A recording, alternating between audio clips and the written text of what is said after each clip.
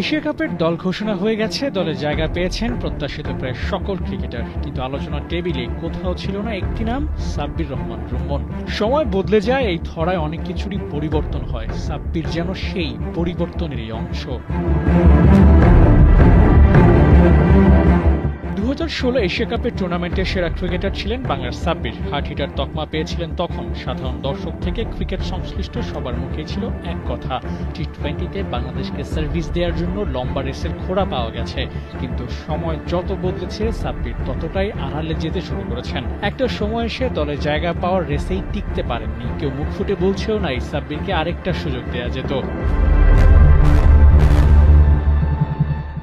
বদলেছে তো অনেক কিছুই। 2014 সালে অভিষেক করে 2016 সাল পর্যন্ত 27টি টি-20 ম্যাচ খেলেছিলেন সাব্বির। শর্টার ফরম্যাটে বাংলাদেশ টিম যে কটা ম্যাচ খেলেছিল তার প্রায় সবগুলো ম্যাচেই ছিলেন ওই 2 বছরে। কিন্তু ধীরে ধীরে কমতে শুরু করেছিল তার ম্যাচ সংখ্যা।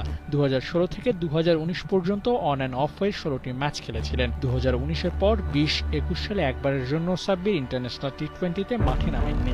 তখনই ঠাহর করা গিয়েছিল সাব্বিরের সময়টা বোধহয় শেষ হয়ে এলো। কিন্তু 2022 সালে কামব্যাক করেছিলেন ঠিকই, কিন্তু ম্যাচ খেলতে পেরেছিলেন মোটে 4টি। এরপর আর দলে জায়গা হয়নি, কারণ তাকে যে সুযোগ দেওয়া হয়েছিল তার সঠিক ব্যবহার তিনি করতে পারেননি। সবশেষ বিপিএলে 33 বলে 82 রানের এক ইনিংস খেলে বুঝিয়েছিলেন তিনি এখনো ফুরিয়ে যাননি। কিন্তু তাতেও নির্বাচকদের নজরে আসতে পারেননি সাব্বির, যার ফলে বিপিএলের ওই পারফরমেন্স এখন কেবল স্মৃতি হয়ে আছে। অথচ 11 বছরের ক্যারিয়ারে এখন সাব্বিররাই দলের অটো চয়েস হতে পারতেন।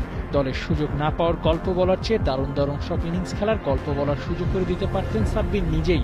কিন্তু সবকিছু হারিয়ে গেছে সময়ের গহ্বরে।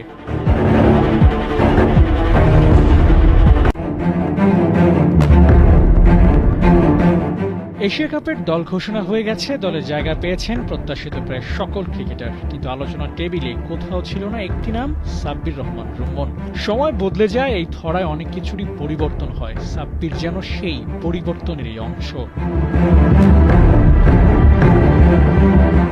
2016 এশিয়া কাপের টুর্নামেন্টের সেরা ক্রিকেটার ছিলেন বাংলার সাব্বির। হার্ড হিটার তকমা পেয়েছিলেন তখন। সাধারণ দর্শক থেকে ক্রিকেট সংশ্লিষ্ট সবার মুখেই ছিল এক কথা, টি-20তে বাংলাদেশকে সার্ভিস দেওয়ার জন্য লম্বা রেসের ঘোড়া পাওয়া গেছে।